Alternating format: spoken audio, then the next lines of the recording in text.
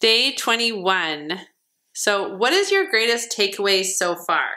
So today's theme is water. So we've done lots of different designs already. We did the wall, we did circles, we did bubbles, we did all sorts of designs. What, if someone was to say to you, what have you learned so far? I'm really curious to hear what it is. Is it that you're gaining more confidence? Is it that you're just, the more you do something, you're feeling more comfortable?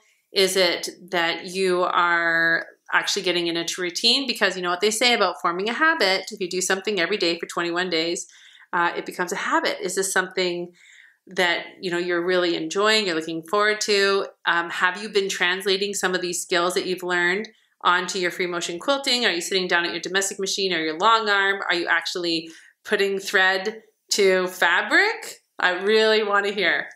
Okay, so water is going to be an interesting one today because first of all, we've done circles and we've done bubbles. So it's like, what does this invoke for me for water? I was doing a quilt recently where she had a canoe. So there was a canoe appliqued on the quilt.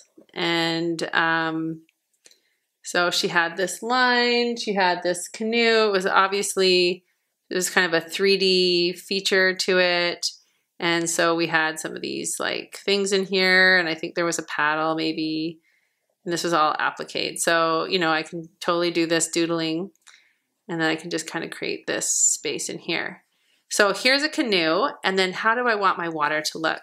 So when I was creating this one, I actually created like a little pebble, and then it went bigger, and it went bigger, and it went bigger. And you see how I'm doing this?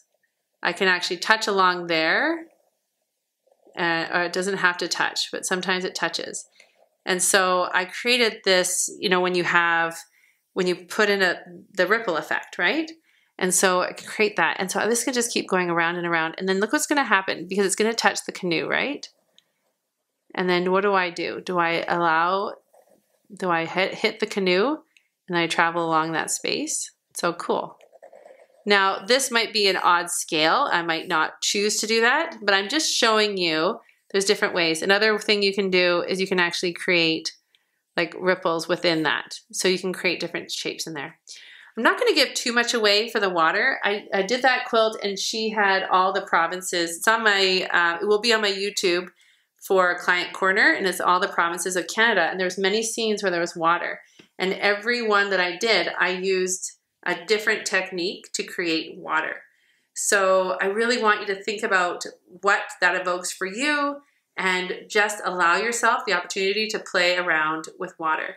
If it helps you to create different spaces to create in, if it helps you to have a canoe or some sort of object to ground your doodling, go for it. And don't forget, we're getting more advanced now, so we can actually combine elements together. And also make sure that you tell me what your greatest takeaway is so far. I really am excited. So Dara Doodle Challenge, post the picture, tag me, hashtag, love to see what you come up with. See you tomorrow on day 22.